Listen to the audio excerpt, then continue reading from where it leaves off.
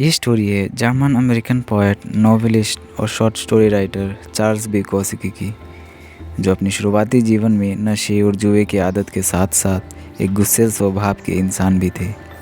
शायद धरती पे वो आखिरी इंसान जिनसे आप जीवन से जुड़ी कोई उपदेश मांगते। बुकोस्की का एक सपना था। वो हमेशा से ही एक लेखक बनना चाहते थे, पर सालों से उनके लिखे गए रचनाओं को मैगज़ीन, न्यूज़पेपर, जर्नलिज्म के द्वारा नकारा गया। उनकी नाकामयाबियों ने उन्हें और ज़्यादा निराशाओं में धकेल दिया। बुकोस्की एक पोस्ट ऑफिस में लेटर फिलर का काम करते थे। उससे जो भी मुट्ठी भर पैसे मिलते थे वो नशे और जुए की सामान में खर्च हो जाते थे।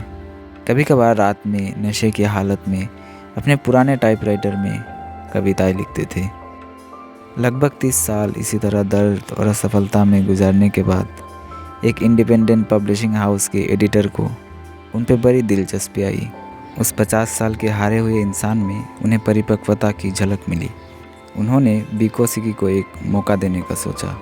बुकोस्की के पास 2 रास्ते थे, या तो वो अपनी पुरानी पोस्ट ऑफिस के जॉब में वापस लौट जाते या अपने लेखक बनने के सपने को एक और मौका देते। दूसरा रास्ता बिल्कुल भी आसान नहीं होने वाला था, पर बुकोस्की ने हिम्मत जुटाई और दूसरा रास्ता चुना। बुकोस्की ने अपना पहला नॉवेल 3 हफ्तों में लिखा, जिसका टाइटल था पोस्ट ऑफिस। डेडिकेशन सेक्टर में उन्होंने लिखा डेडिकेटेड टू नोबडी। जिस मंजिल की उनको 50 साल से तलाश थी, आखिर उन्हें मिल ही गई। अपने आने वाले समय में उन्होंने 6 नॉवेल्स और 100 से भी ज़्यादा पोएम्स लिखी, जिनकी 2 मिलियन से भी ज़्यादा कॉपीज़ बेची गई।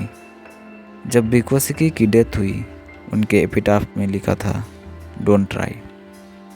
आखिर क्या सिखाता है बुकोस्की का ये आखिरी संदेश? आइए जानने की कोशिश करते हैं। Perfection and exceptionalism. आपने इंटरनेट पर कई वीडियोस देखी होंगी जो बताते हैं you are the best, every person is unique. अरे भाई, अगर हर कोई यूनिक है तो फीवर के टाइम पे ज़्यादातर लोग पैरासीटामोल क्यों खाते हैं? क्योंकि रियलिटी इससे अलग होती है। वो कहते हैं ना, सच करवा होता है। तो सच ये है कि हम में से ज़्यादातर लोग लाइफ में एवरेज होते हैं। हर कोई शर्मा जी का बेटा नहीं होता कि हर सब्जेक्ट में टॉप कर जाए। चांसेस है कि हम एक चीज़ में एक्सेप्शनल हो, पर चांसेस ये भी है कि हम बाकी चीज़ों में एवरेज या बिलो एवरेज हों। क्योंकि किसी भी चीज़ में एक्सेप्शनल होने के लिए सालों की मेहनत चाहिए।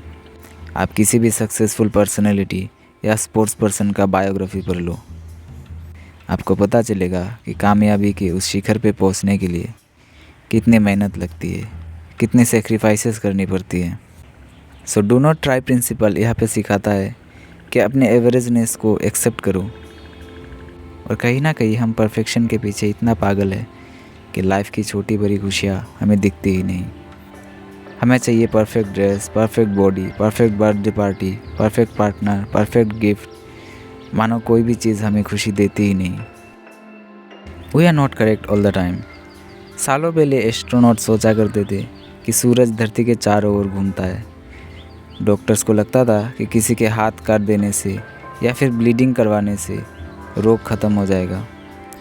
मैं बचपन में उन खिलौनों के लिए रोया करता था जो असल में यूज़लेस होती थी।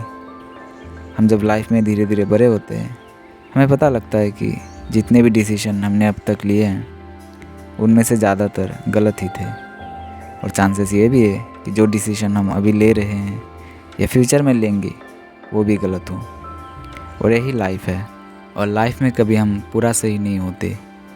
असल में हम लाइफ में पहले बहुत ज़्यादा गलत होते हैं, फिर उससे थोड़ा कम गलत, और फिर उससे भी थोड़ा कम। और ये एक प्रोसेस है जो चलता जाएगा। So do not try principle कहता है हमेशा आप सही नहीं हो सकते। आप चाहो या ना चाहो, गलती आपसे हो ही जाएगी। पर एक बात है, आप जो भी गलती करेंगे उससे आपको कोई ना कोई सीख ज़रूर मिलेगी। वो कहता है ना, everything happens for a reason.